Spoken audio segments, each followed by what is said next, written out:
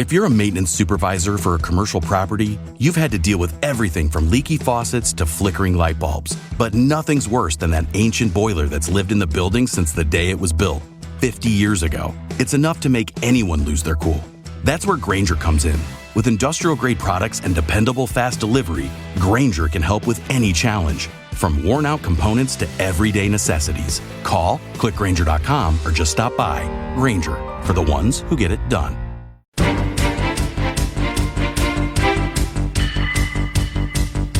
Mañanas en Libertad, con Carmen Carbonell.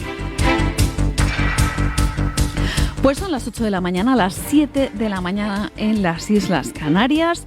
Por si no lo saben, si se conectan ustedes a esta hora, que sepan que don Luis del Pino no está, porque esta misma tarde a las 5 va a presentar su libro en la Escuela de Filosofía de Oviedo en la Fundación Gustavo Bueno.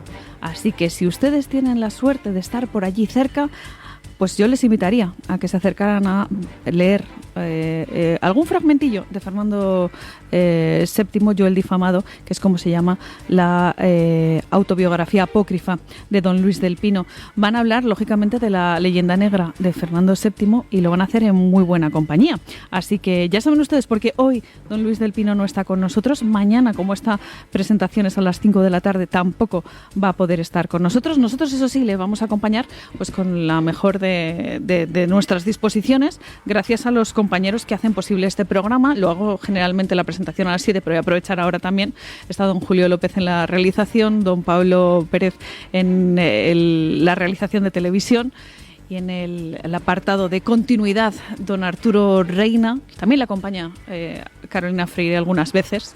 Tengo en la redacción a dos compañeros maravillosos que son don Eric Gutiérrez y Guillermo Díaz, y precisamente con don Eric Gutiérrez vamos a actualizar la información a esta hora de la mañana. Abrimos este bloque informativo con la Cumbre de Patriotas por Europa celebrada este fin de semana en Madrid. El evento, presidido por Santiago Abascal como anfitrión, reunió a destacados líderes políticos europeos, entre ellos André Ventura de Portugal, Geert Wilders de Holanda, Matteo Salvini de Italia, Marine Le Pen de Francia y Víctor Orbán de Hungría. El encuentro incluyó además las intervenciones telemáticas sorpresas de María Corina Machado, líder de la oposición venezolana, y Javier Milei, presidente de Argentina. Durante su discurso, Abascal subrayó el propósito central del Grupo Europeo: hacer grande a Europa otra vez, una frase que evocó claramente al célebre eslogan de Donald Trump, Make America Great Again. El mundo está cambiando a mejor. Europa está cambiando a mejor. Y todavía puede cambiar a mucho mejor.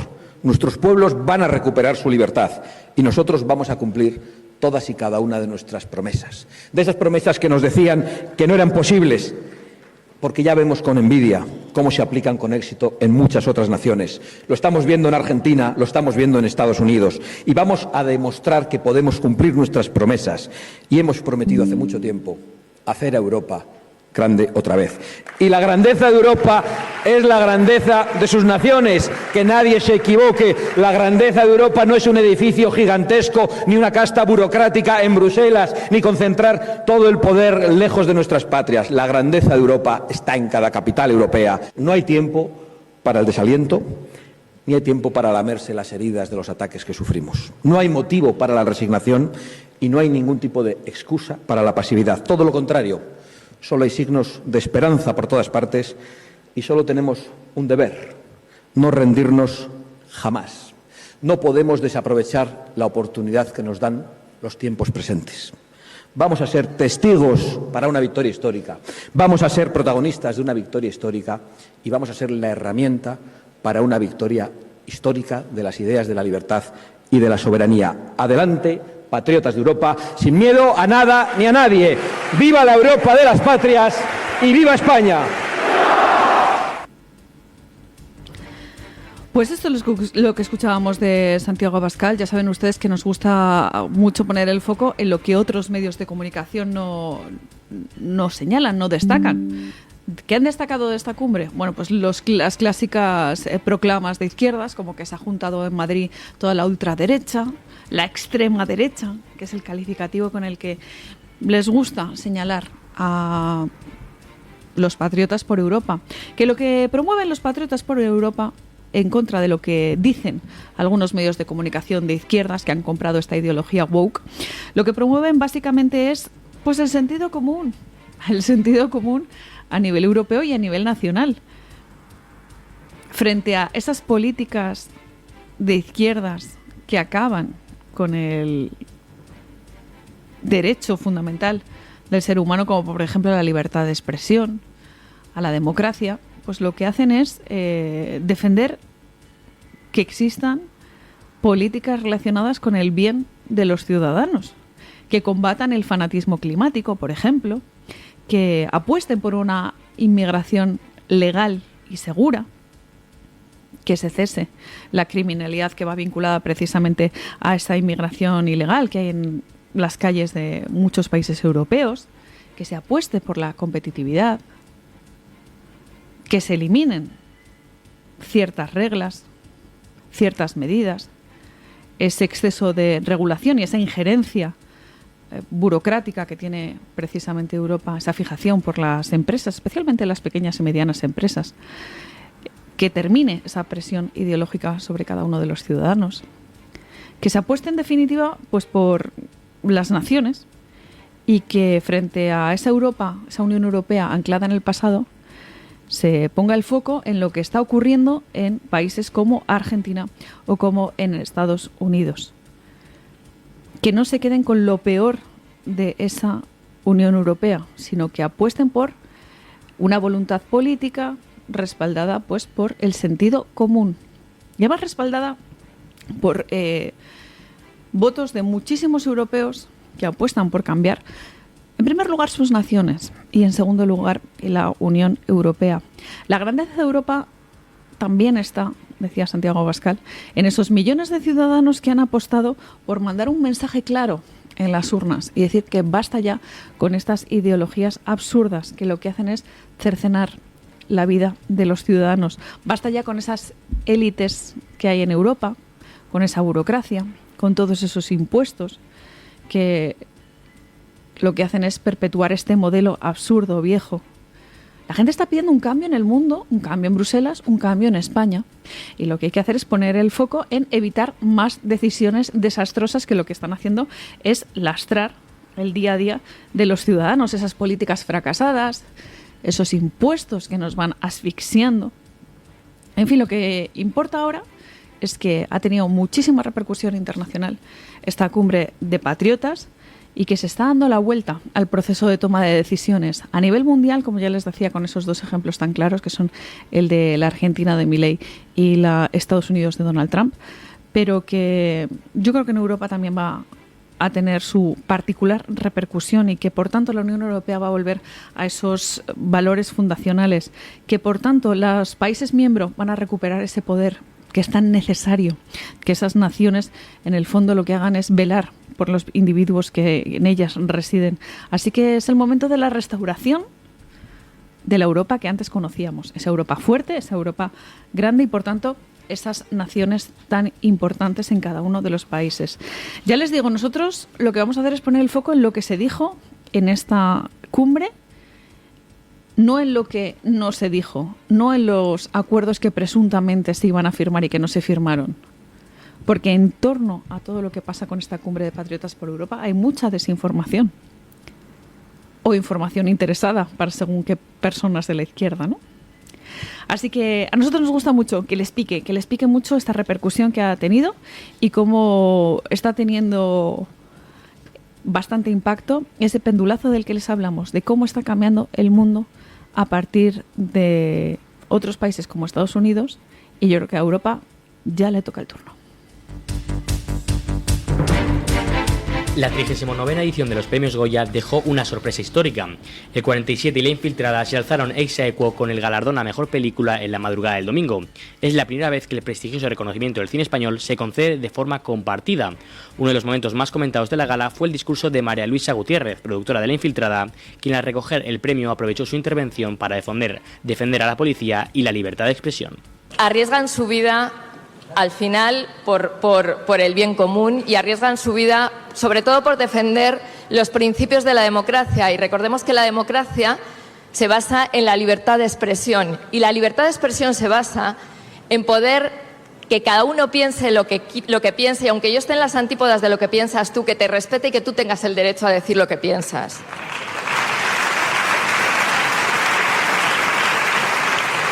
también lo queremos compartir con la familia Ordóñez y con la Fundación Víctimas del Terrorismo, con Covite y con todas aquellas víctimas reales que han visto la película y que, a pesar del dolor que han sentido, nos han dado las gracias, porque es una historia que hay que recordar, porque la memoria histórica también está para la historia reciente de este país.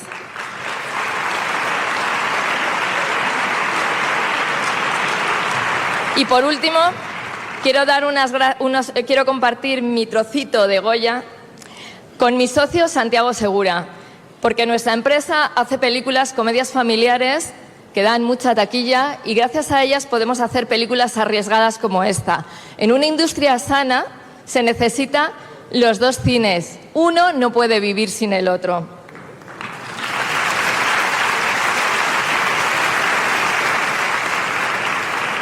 Quiero compartirlo también con mis colegas productores independientes, aquellos que hacen apuestas arriesgadas por películas que quizás no tienen un rédito en taquilla, porque la cultura no solo tiene que tener un rédito en taquilla, pero que luego van viajando por todo el mundo como marca España. Compartir mi trocito de Goya con mi pueblo, Junquera de Henares, Guadalajara, con mi familia, con mis hijos, Mario, Luca, Marco, Ginebra, que han tenido que sufrir mis ausencias, y por supuesto, papá, contigo. Gracias. El palmarés estuvo ampliamente repartido. Segundo premio de Isaac y la Cuesta y Paul Rodríguez se llevó los premios a Mejor Dirección, Sonido y Montaje. Con igual número de galardones destacó La habitación de al lado de Pedro Almodóvar, que triunfó en Mejor Guión Adaptado, Música y Fotografía. Eduard Fernández recibió el Goya a Mejor Actor Protagonista por su papel en Marco, una cinta que también obtuvo el reconocimiento a Mejor Maquillaje y Peluquería. Finalmente, además de su premio a Mejor Película, La Infiltrada se llevó el Goya a Mejor Actriz Protagonista gracias a la destacada interpretación de Carolina Yuste. Bueno, si ustedes tienen que ver alguna película de cine español, sin duda tiene que ser esta, el de La Infiltrada. Es un título que realmente ha sorprendido a muchos. Decían en Twitter, por ejemplo, que La Infiltrada se había colado en estas nominaciones a los Goya, y prácticamente el discurso infiltrado era este que pronunciaba la productora de esta película. ¿Por qué? Pues porque en medio de estos discursos de izquierdas a los que nos tienen acostumbrados todos los actores y actrices, así como gente del cine, se ha colado un discurso en el que se ponía el foco en la democracia, en la libertad de expresión, en lo importante que es la memoria histórica de un tiempo cercano. ¿Se acuerdan ustedes de los años de plomo del terrorismo? Pues de esto va esta película. La memoria histórica también está para la historia reciente, decía Gutiérrez, que es la productora, que recordó a la familia de Gregorio Ordóñez. Claro, muchos no se acordarán, porque son muy jóvenes, ¿no?, de ese político del Partido Popular que fue asesinado por ETA en el año 95 en San Sebastián. Este es un Goya que se dedicó a varias asociaciones de víctimas del terrorismo, como por ejemplo a Covite, a la Fundación de Víctimas del Terrorismo. La hermana de Gregorio Ordóñez, Consuelo Ordóñez, decía que le habían hecho llorar de emoción al escuchar este discurso, en el que se puso el foco precisamente en lo importantes que son las fuerzas y cuerpos de seguridad del Estado. Y claro, esto en una ceremonia como los Goya, en la que habitualmente las soflamas son de izquierdas, las que se habla de la vivienda, el medio ambiente, Palestina libre, estas cosas, pues claro, la gente dijo, bueno, pero ¿esto de qué va? Y de hecho en redes sociales había gente que decía, madre mía, qué decepción con el final, ¿no? En plan, de qué colofón tan dramático para los premios Goya. Ya les digo que si merece algo la pena es ver esta película por apoyar a todos los que han hecho este film, y sobre todo por apoyar esta sorpresa al llevarse el Goya a la mejor película. Hablando de estas galas, yo les voy a poner encima de la mesa otra vez datos como, por ejemplo, lo que ha costado este evento, 4,4 millones de euros, una cifra en la que ha puesto dinero, por ejemplo, el Ayuntamiento de Granada. 3 millones de euros ha comprometido el Ayuntamiento de Granada, la Diputación Provincial ha aportado 700.000 euros, la Junta de Andalucía 300.000 euros. Claro, este presupuesto incluye un canon a la Academia de Cine, eso sí, fundamental, que el dinero se lo lleven, no solo los gastos de producción, logística, adecuación de espacios, hostelería, promoción, sino que también está este canon a la Academia de Cine. Los ciudadanos de Granada necesitaban estos premios Goya. La alcaldesa de Granada, Marifran Carazo, defendía que esto les hacía situarse como referente para el cine, la ciudad de Granada. La ciudad de Granada, que tiene que ser un referente para el cine, ya la Alhambra no es suficiente, ¿no? Marifran Carazo. Hay que aportar 4,4 millones de euros, entre los que se incluye este canon a la Academia de Cine. En fin, los granadinos verán a dónde van sus impuestos y si realmente hacía falta esta gala de los premios Goya, que una vez más ha seguido perdiendo espectadores y ha alcanzado el nivel más bajo desde el año 2006. Bueno, pues de nada ha servido Richard Gere con esas soflamas también izquierdistas, hablando de que debían caer las fronteras, cuando él se ha hecho una casa en Madrid con unos muros de, creo que aproximadamente 4 metros. Ahí es nada, al estilo hollywoodiense. O sea, una cosa bastante hipócrita, ¿no? Fronteras, pues nada, en tu casa, si quieres, Richard. En fin, esto es algo que hacen mucho los de izquierdas, que lanzan sus mensajes y luego en su vida, en el día a día, hacen otra cosa, como por ejemplo ir en su jet privado a Granada. Qué preocupado está Richard Gere por la política medioambiental. ¿No podía haber ido en tren? No, tenía que utilizar su jet privado. Al igual que lo hizo Pedro Sánchez con su Falcon. Pues nada, esas son las falsas políticas medioambientales que desde la izquierda quieren hacernos llegar. Me acordaba yo, y lo ponían de nuevo en Twitter, de manera relevante, del discurso de Ricky Gervais, que es un humorista británico que dio en la gala de los Globos de Oro del año 2020, en el que tuvo unas palabras para estas reivindicaciones de izquierdas, esos discursos políticos a los que nos tienen acostumbrados la gente del cine. Y de hecho los criticó tajantemente, dijo algo así como que los que se subían a recoger el premio que dieran las gracias y ya, que no sabían nada del mundo real, que la mayoría de ellos había pasado menos tiempo en el colegio que Greta Thunberg, y esto pasa muchas veces con la gente del cine, y que recoger un premio no les autoriza para dar sermones políticos. ¿Quiénes son esos actores y actrices para hacer este tipo de soflamas políticas? ¿Por qué lo seguimos permitiendo? ¿Por qué se convierte la gala de los Goya en un mitin progresista? En fin, sepan, queridos oyentes, que ustedes la gala de los Goya también la pagan de su bolsillo.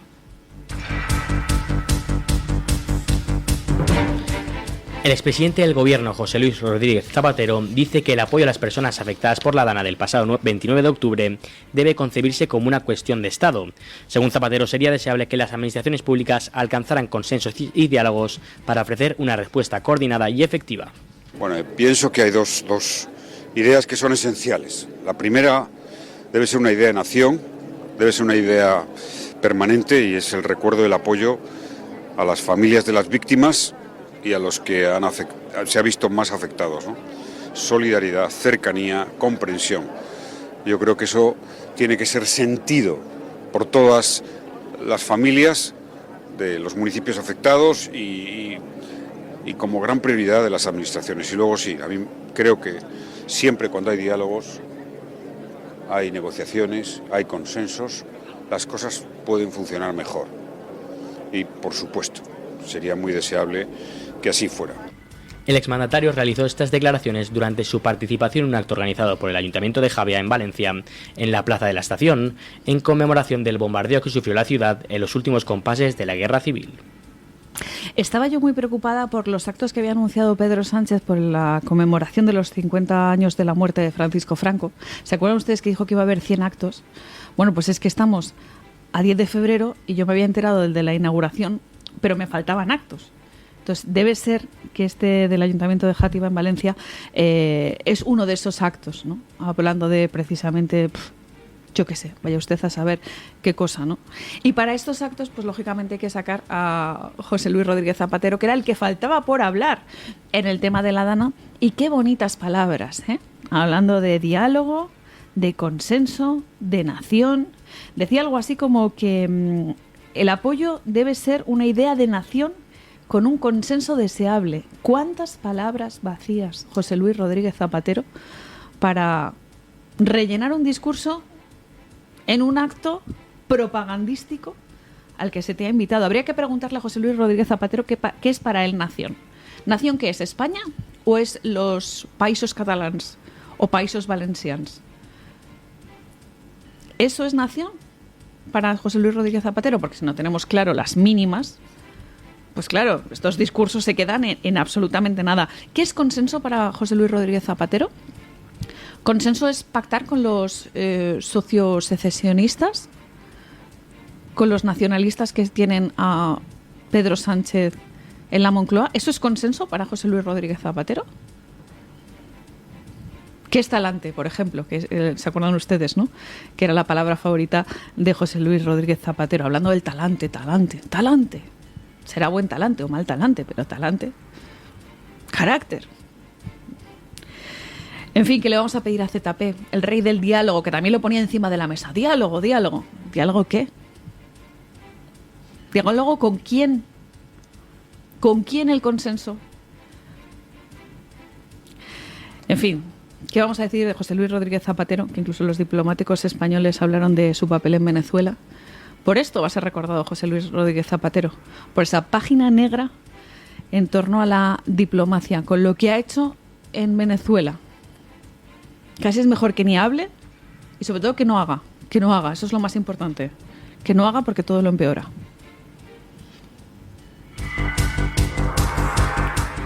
Madrid fue escenario este domingo de una manifestación en defensa del derecho a la vivienda y contra la especulación inmobiliaria. Según cifras de la delegación del Gobierno, la marcha reunió a 15.000 personas, aunque los organizadores elevaron la participación a decenas de miles.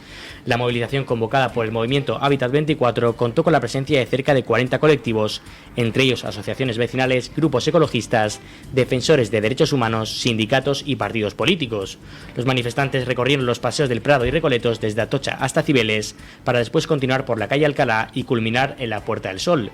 Antes del inicio de la marcha, la ministra de Sanidad, Mónica García, recordó que las competencias en materia de vivienda recaen principalmente en las comunidades autónomas. Bueno, buenos días. Hoy estamos aquí en Madrid, una manifestación para defender dos cosas. Una es el derecho a la vivienda y otra para recordar que las competencias en vivienda las tienen las comunidades. En este caso, aquí en Madrid, las competencias en vivienda las tiene la señora Ayuso. Es verdad que es difícil que viviendo en un ático que está pagado supuestamente por comisiones que vienen del Grupo Quirón, pues es difícil ver la globalidad del problema. Es un problema que afecta a todos los madrileños y las madrileñas y que, según las encuestas, el 38% de la gente dice que vive con angustia el poder pagar el alquiler o el poder tener acceso a una vivienda. ¿Esto en qué repercute? Repercute, cómo no, en la salud.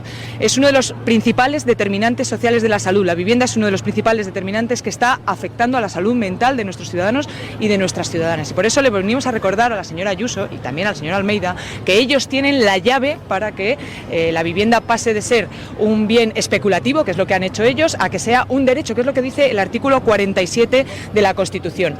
Por su parte, la secretaria general de Podemos, Yone Belarra, responsabilizó a las políticas especulativas del bipartidismo, señalando tanto al PSOE como al PP por el encarecimiento del acceso a la vivienda. Hoy estamos de nuevo en las calles acompañando al movimiento social en defensa del derecho a la vivienda y lo hacemos para denunciar una vez más la política de especulación del bipartidismo. Una política que ha tenido como consecuencia que en este momento una mayoría social en España no pueda pagar el alquiler y no pueda pagar su hipoteca. Y eso es consecuencia de decisiones políticas concretas que han tomado tanto el Partido Socialista como el Partido Popular. Quiero decirlo muy claro hoy. Si este gobierno no baja los alquileres un 40% y no prohíbe la compra de vivienda que no sea para residir en ella, porque si compras una vivienda y no es para vivir en ella, lo que estás haciendo con esa vivienda es especular, si el gobierno no interviene en el mercado de la vivienda, está abocado al fracaso. Bueno, lo más importante de esta manifestación es que no han tenido absolutamente ninguna repercusión. Se lo estamos contando, pero casi que lo hemos tenido que buscar en las noticias, porque decía la organización que habían sido decenas de miles las personas que habían salido a la calle para paliar el problema de la vivienda.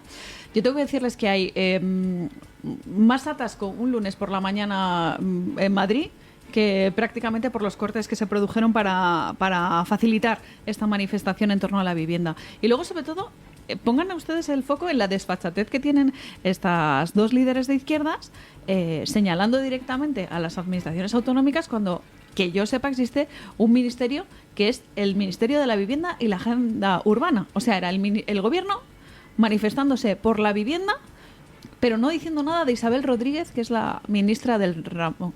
Es que esto es una cuestión que a mí me sorprende muchísimo, sobre todo teniendo en cuenta que se han producido hechos insólitos, como por ejemplo manifestaciones del trabajo en la que los sindicatos, en vez de meterse con el gobierno, se meten con la oposición. Que dices, pero bueno, pero ¿qué está pasando? Las manifestaciones, hasta las que yo conocía, por lo menos era pedirle algo al Ministerio de Trabajo, al Ministerio de Asuntos Sociales, si es el caso, al Ministerio de Vivienda. Y no, señores, ahora resulta que se han cambiado las tornas. Me llama la atención, por ejemplo, esas declaraciones de Mónica García, hasta donde yo sé, ella continúa teniendo una casa, un ático bastante bonito en el barrio del Retiro, directamente con vistas a ese parque. Ella habla de cómo las administraciones tienen que intervenir en el mercado inmobiliario, como si fuéramos un país chavista. En fin, igual eso es lo que quieren, que nos aproximemos a ser algo parecido a Venezuela. El tema de la vivienda realmente es algo preocupante, pero con este tipo de manifestaciones en las que el gobierno se manifiesta contra no sabemos bien quién, la verdad es que nos da la risa por no llorar, porque ya les digo que es un problema realmente importante, pero mientras estemos permitiendo este tipo de locuras, en fin, no sé dónde vamos a terminar. Compra una batería seleccionada Superstart y recibe una tarjeta de regalo O'Reilly de hasta $15 después del reembolso. Superstart, solo en O'Reilly Auto Parts. O'Reilly.